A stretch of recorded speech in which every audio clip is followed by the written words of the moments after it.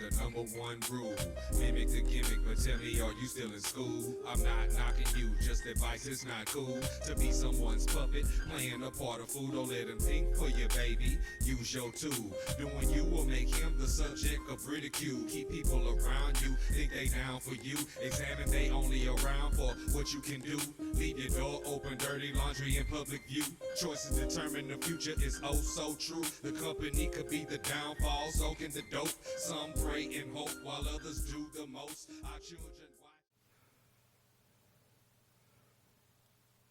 After graduating from making cassette tapes with 213 at the VIP, a young Snoop Dogg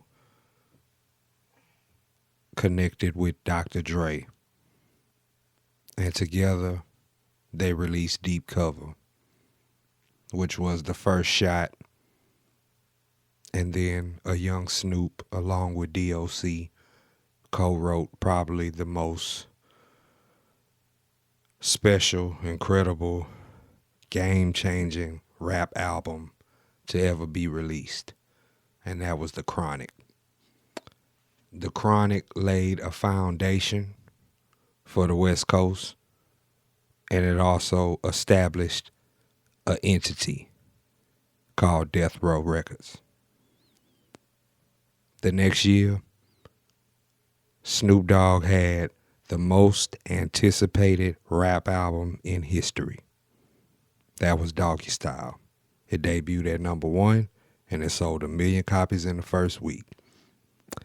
30 years later, 20 albums later, over 75 million records sold later, Snoop Dogg has become the most recognizable rapper in the world. Not only that, in the business world, he has done a lot of great things. He has been appointed a position in Def Jam Records. And recently, he acquired the brand Death Row Records, which brings us to his 20th album called Back on Death Row. Couldn't tell you how happy I was to find out all this news. Even more happier to listen to the album. The album itself, I've decided to break it down song by song. The record Still Smoking.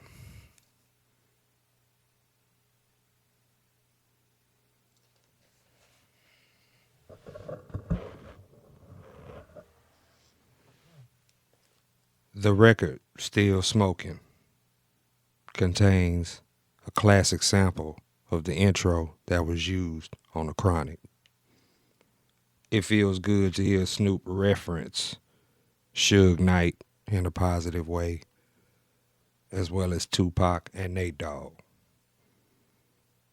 Outside the Box is probably one of my favorite highlights because it's classic West Coast beat made by Battle Cat.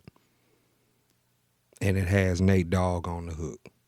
I can't tell you how good it feels to be in 2022 and hear Nate Dogg on the hook and Snoop rapping. It feels like Death Row when you put this album on. Jersey and the Rafters, another one of my favorites. Very dope song, where Snoop basically describes how he's put in enough work to where his jersey hangs in the rafters. Like many great NBA legends, jerseys hang in the rafters. And it also features a verse from The Game, a.k.a. Chuck Taylor. Happy he's back as well. The record Doggy Styling. Hard as hell. Hard as hell. And I thought it was cool how he named it after his first album. Very dope. He was spitting on there. Conflicted, featuring Nas. I love the song. I only wish that Nas could have did a verse. He only did the hook. The House I Built, a track that is very fitting for the album because he's essentially talking about death row and how his contributions contributed to the success of death row.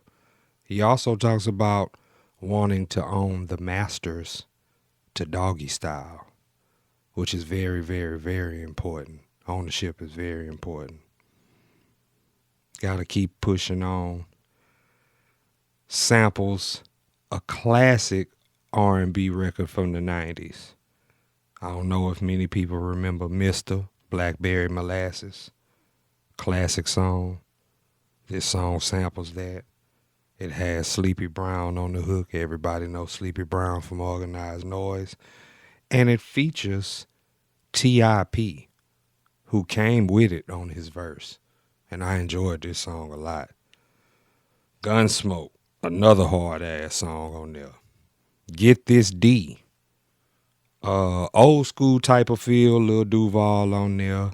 They jammed on there, man. It's a little raunchy, but they jammed on there. You know what I'm saying? I like it. We Don't Gotta Worry No More. It's almost like a motivational, inspirational type of record. You know what I'm saying? Snoopy Don't Go is like classic throwback type of jam. It sounds like a old school song that Snoop remade, and he's doing a little harmonizing thing on there. Sandwich Bag, Giving Love to the Homies That's Been Locked Up. Pop Pop, featuring DaBaby. I thought this beat was jamming when it came on, but when DaBaby started rapping, it lost me. It just doesn't sound good. I don't think the mixture of new artists with legends and veterans mix well.